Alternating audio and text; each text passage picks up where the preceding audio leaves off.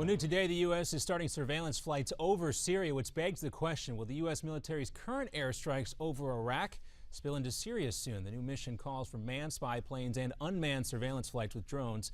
Pentagon officials say this will better allow them to gather intel on ISIS. This will all be done without approval from the Syrian government. Syria's foreign minister says any use of military force inside their country by the United States is an act of aggression. The White House has been non-committal about its plans, but Press Secretary Josh Earnest did mention yesterday that the president has gone into other countries without permission in the past. That was the case with the bin Laden raid in Pakistan. Also today, the administration says no ransom was paid to free American journalist Peter Curtis, and his release was based solely on humanitarian grounds. We don't make concessions to terrorist organizations, including paying ransom. We also don't support any third party paying ransom and did not do so in this case. The U.S. insists his release was negotiated by the Qatari government. Curtis was freed over the weekend after being held captive in Syria since 2012.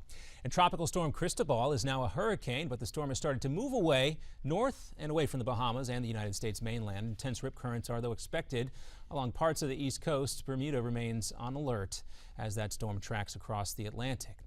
An Obama backer and billionaire Warren Buffett is bucking the White House to help Burger King seek a tax shelter. Buffett is helping finance BK's $10 billion takeover of Canadian coffee and donut chain Tim Hortons. This investment thrust Buffett into the heated debate over corporate tax rates. The deal is structured as one of those so-called inversions because it will allow Burger King to move its HQ north of the border. Buffett has been known to push wealthy individuals to pay their fair share of taxes.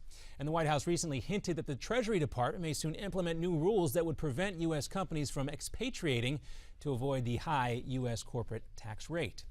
And last night, Modern Family and Breaking Bad cleaned up at the 66th Emmy Awards. Modern Family won its 5th consecutive Emmy Award for Best Comedy. The final season of AMC's hit drama Breaking Bad took top honors with 5 wins, including Best Drama Series. But of course, the most touching moment was Billy Crystal's tribute to his good friend, Robin Williams. It's very hard to talk about him in the past because he was so present in all of our lives. For almost 40 years, he was the brightest star in a comedy galaxy. Well, Crystal says Williams will continue to give off a, quote, eternal glow for a long time.